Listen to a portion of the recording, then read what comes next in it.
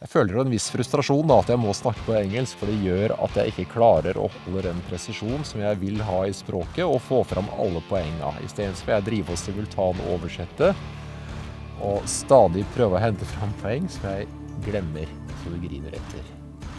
Men nok om det. Let's switch back to English. And the stupid accent.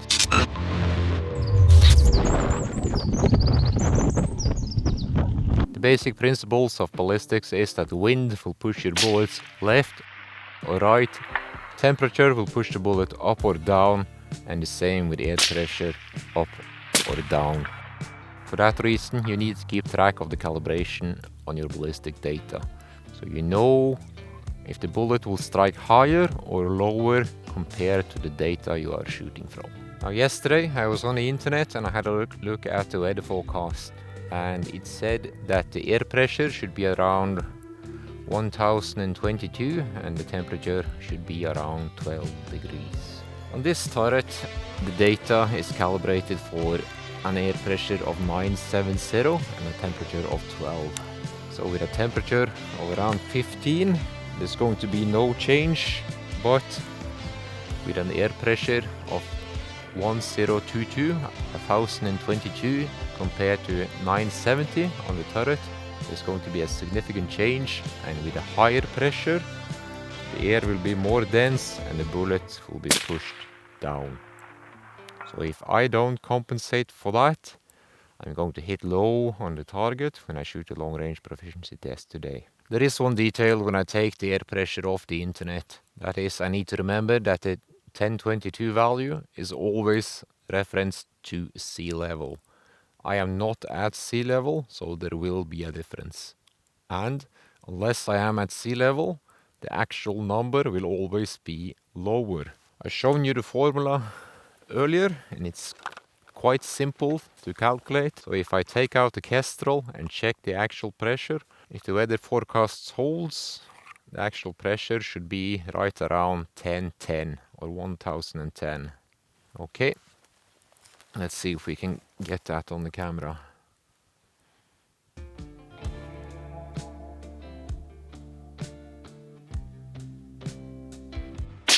Let's get back to the subject matter of this season's online shooting school. The most important message for you is that you need to acknowledge that your bullet will always be affected by the wind. There is no way your bullet can reach the target without being affected by the wind. Physics simply says no. And after that, the most important decision you can make is to decide whether the wind comes in from the right or the left, because that affects which way you're going to hold your reticle, and if you don't do that right, instead of having a small error, you're going to have a big error. So basically, when you do a wind call, look in the direction you want to shoot. I look hard left, do a 180, and decide from that.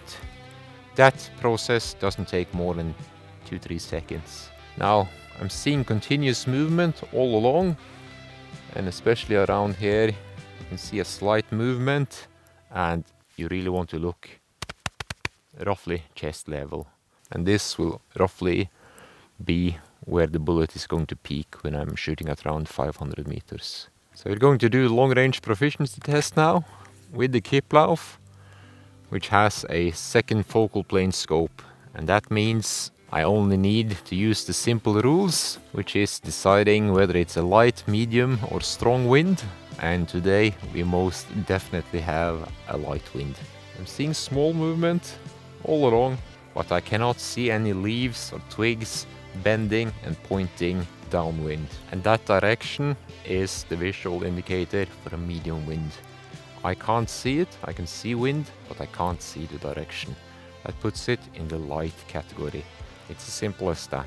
And if we follow the rules, that means, and as long as I make the right-left decision correct, the bullet will strike very, very close to the center of the crosshair. This episode contains sponsored items.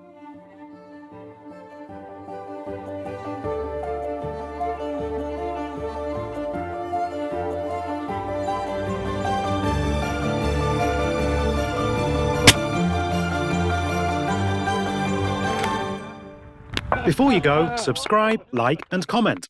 Click the bell if you want notifications of new episodes. So the only thing left for me now is to take my pointed bullet, and we're going to do the long rifle proficiency. And that's 1 minute, and time is going. Okay, wish us luck.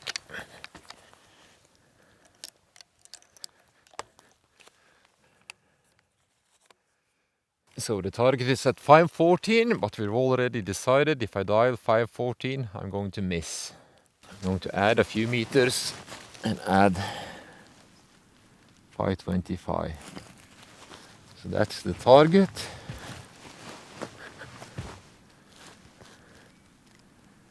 Position is good enough, safety is off, wind is definitely right.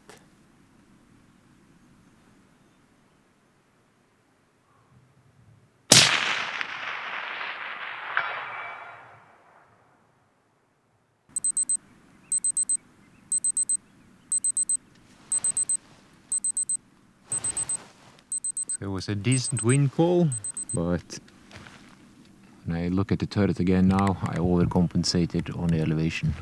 So all my decisions were correct, but the execution was flawed because I had one click too much on the scope turret. So that would have been, where my crosser is right here, that would have been the impact if I had done it correctly, smack on. Okay, let's do another shot at the 582 target. Now we have a much higher pressure today, so I should have been adding clicks, but I'm going to dial 582 and you're going to see on the target how much lower the impact will be. We'll redo the basic wind call on the 582 target, and if you remember the cross, the horizontal line, each side of the center line represents 1 meter per second error in the wind call. And also the horizontal line is for the calibration 970 and temperature 12 degrees. Now I know we have a wind, so to aim dead center like this is simply not going to work. And we still have a light wind and it still comes in from the right. And with the second focal plane scope, I'm going to use the simplified rule and just acknowledge that it will strike immediate next to my aiming point. 600 is a little further than I would want to use a second focal plane scope. And also I'm aiming at the waterline, but my calibration is now deliberately off and the bullet should strike below. So you see, the wind call is significantly off and it is significantly lower. So that was more than 1 meter second error in the wind call, which is common when you use the simplified rules. And that is why you don't want to extend the range, but rather keep it to 400-500 meters. When you go out on this range, you want to put a number on the wind and hold more accurately. Okay, I currently have an ant invasion in my pant, so I need to get up and do some slapping. Let's redo that wind call, but now use the first focal plane scope and put a number on the wind. Now, if you go into your ballistic app, set the wind value to 1, and then you examine the relation between the hundreds of meters and the correction you need to make. And if we look here, there's a clear correlation that can be expressed as half the hundreds. Now you see it breaks at 800, so it's half the hundreds, 800 plus 1. And it's plus 2 at 1000. But that's not going to be relevant for this. So with that simple sentence, I can free myself of this and take the number I need from the head. So if we look at the same target we just shot, 582, that's going to be 600s. At 600, the clicks will be half the hundreds, which means 600s, half, that's going to be 3 clicks. And that value, 3 clicks or 0.3 mrad, is going to be for 1 meter per second. And then you can switch to the Caldas range book, read here, and compare to what you see. Very light wind, occasional or partial movement along your scan. On a single tree, only some leaves bend. On that scan, I definitely saw that, but I saw more. Let's move to the next one. 2, light wind, non-stop movement all along your scan. That fits. 3, constant movement. You can see the wind direction. I cannot see the wind direction. So that means I have to go back, and the value I arrive at for the wind velocity is 2. Now, and this applies to a wind coming straight in from the sides. So I have the 3 clicks, that's half the hundreds. I have 2 from the observation. 3 by 2 is 6, but that 6 is if the wind is coming straight in from the side. And if I try to feel the wind direction now, the wind actually died down to light, but it's definitely coming in from the right hand side. If the time gap between you collecting the data and putting it into effect is too long, you risk your wind call being outdated. Now, if you look along the horizontal line of the target, you now see a scale.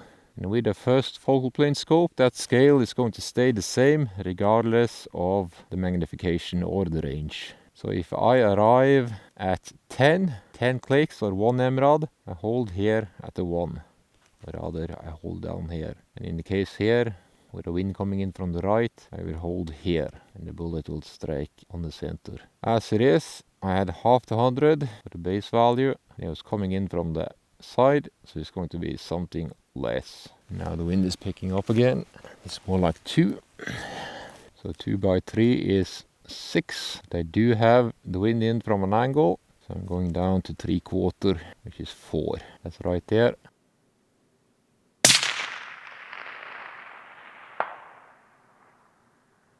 And here you can see the actual wind call was 2, half of that again. Did not apply marksmanship. The wind is actually dying down a lot now. That's the mirage boiling up. Now the wind is as good as 0. There you have it. That's the reality of shooting at range. You have to accept that you do have a margin of error, and with the first focal plane scope, it's going to be roughly 1. We're having quite a lot more wind now. So the target is at 540, and we know that we have a higher pressure, so I'll be needing to add and put the sights at 555, I think. So that's the target, and I have a wind in from the right, so if I hold center, I'm not going to hit. It's now light wind, bordering on medium, and it's coming from that direction, so 3/4 value. So with a light wind, I should be holding here, and with a medium wind, I should be holding here. I have something in between, and I have it at an angle, so I also hold somewhere in between. So finger on the trigger, pull back the rifle, place the thumb. Closing eyes, opening eyes, same spot. Good for elevation. Did not hold enough for the wind. It's actually a strong mirage out there. This was the demonstration I was looking for in the last episode. Too far and too strong winds for the simple methods to be effective. Okay, so that's 5 and hold 0.5 to 0.6. So that's 0, 2, 4, 6, 8, 6, 6 to 7. So you see I can bracket, I can give it a 4 to 6, or I can give it a 6 to 8. I can hold center, so it will be a 5 to 7. The wind is dying down, so 4 to 6 sounds good.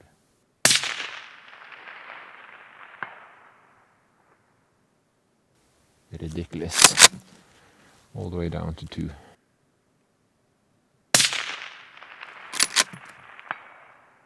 We are getting a different lesson than the one I was aiming for.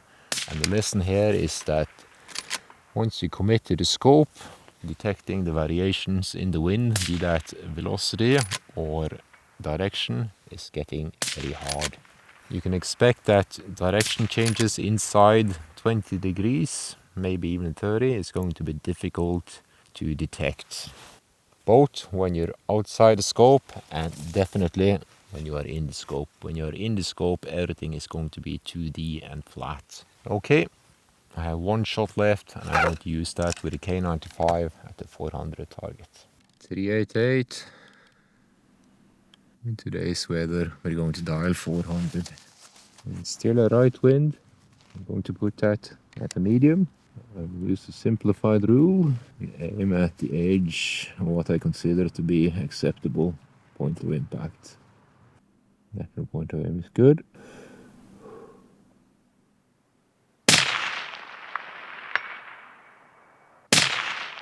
Plenty. What do you know? It worked. So that was finally a point made on cue according to the lesson plan. So the lesson here, of course, basic marksmanship, the fundamentals work. You must adhere to them and you cannot expect to have any shortcuts. Ballistics, that's physics and it works. And if I hadn't acknowledged the higher pressure and adjusted the turret accordingly, that shot would have been lower and towards the edge. And the standard we have set for these targets is 15 centimeters. And also the simplified wind rules, which we apply with the second focal plane scopes, also work as long as you work within the restrictions. And the restrictions is mostly range. But even with that, you need to select the right bullet, and by right bullet I mean a beneficial BC, and it needs to be, the G1 value needs to be higher than 0.4. Don't go crazy chasing the BC numbers. And furthermore, lightweight rifles, no problem to shoot them well, but you must master the grip and do that properly. If you apply force any other way than straight back, it's going to cause a lot of trouble. And yeah, there's a lot more, which I've probably forgotten, but we'll catch up through repetition later. Subscribe to the THLR channel by clicking the left logo icon, so you'll be shooting straighter than a drunk skunk before the sun shines over northern Norway.